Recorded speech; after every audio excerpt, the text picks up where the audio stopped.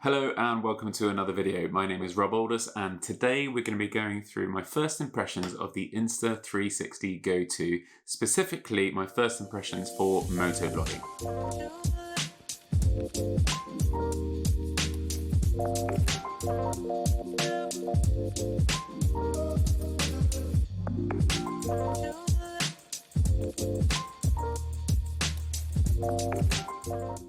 So I got rid of the GoPro. I just found that with the GoPro kit, the microphone setup, the media case, where it's positioned, how it stuck out on the helmet, like sort of Darth Vader / Predator, and I just thought it's just all a bit too much, and it's just putting me off doing any sort of vlogging or any sort of videoing. So I wanted to just have a little bit of a change up. So I thought, actually, I just want something a lot more mobile, a lot easier to grab and go, and had a good amount of research on the 360 options and the 360 cameras, on the GoPro Max, on the other versions of the Insta360 camera, and settled up on the Insta360 GO2.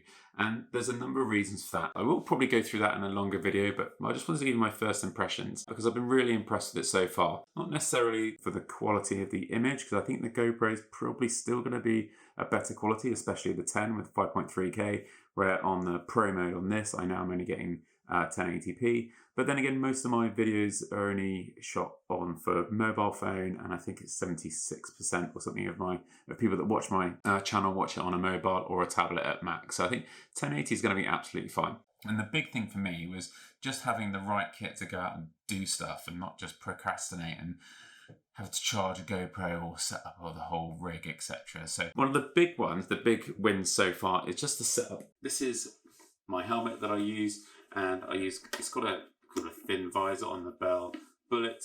And what I've been doing is it's not scratched it at all, which has been great. So I just delicately put it on to the case for the camera, and it just sits really nicely on the front there, which is so much smaller, so much easier than a GoPro.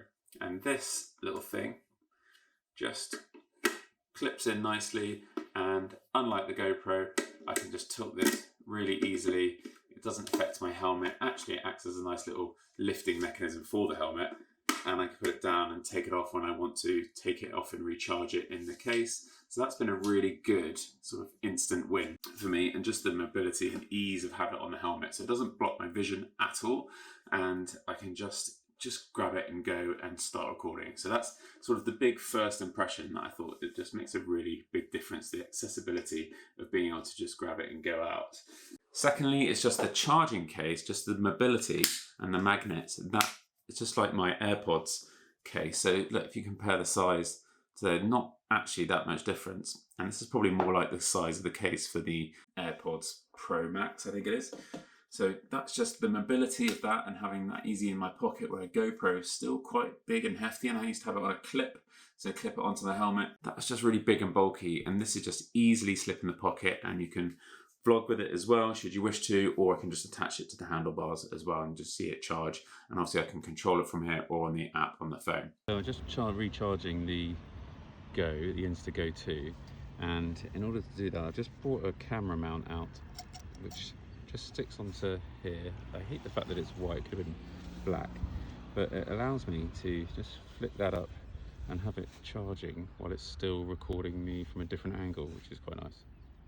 What also comes with the Pro mode on this is horizon leveling. Now, I'm not sure if the GoPro 10 does horizon leveling, but I think that makes a really big difference, and it's really, really easy for me to attach this and get better quality imagery out of the whole system. So yes, the resolution may not be up to the GoPro 8, 9 or 10. What it does do, it makes it just visually a much nicer picture to look at while you're riding along. This also comes with a sort of pendant, which I'm sure you've seen in loads of other videos.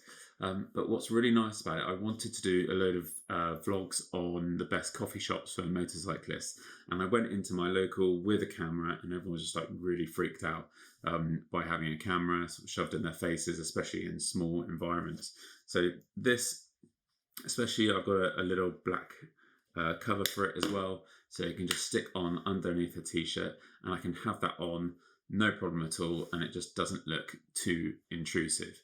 And what's brilliant about this in post or on the app, you can also, because it takes the picture in a circle, you can move the image up and down inside where that pre-recorded circle. So it's really, really easy if you haven't got the angle quite right to move the image up in post-production, which I think is great. So this is going to make me be able to do that those coffee shop reviews for motorcycling as well. So definitely looking forward to that. And I think the final point is just the charging ability. So GoPro is always really annoying. Obviously the batteries are expensive, having to take 2-3 batteries for whatever you want to do. My GoPro sometimes used to just shut off as well for no apparent reason. So the ability to be able to charge this in its case like 2-3 times, but also with a USB-C, I can plug this into my USB charger on the bike, no problem at all. So, or on a recharging, and it charges a lot quicker than a GoPro does. Those are my top 5 first impressions, and I will do a lot more footage with this. I've just come back from doing a lot of footage for the SCR 950 review, so I'll put that up as soon as I can. So thanks for tuning in. Sorry it's been a while, and lots more to come, and I will see you in the next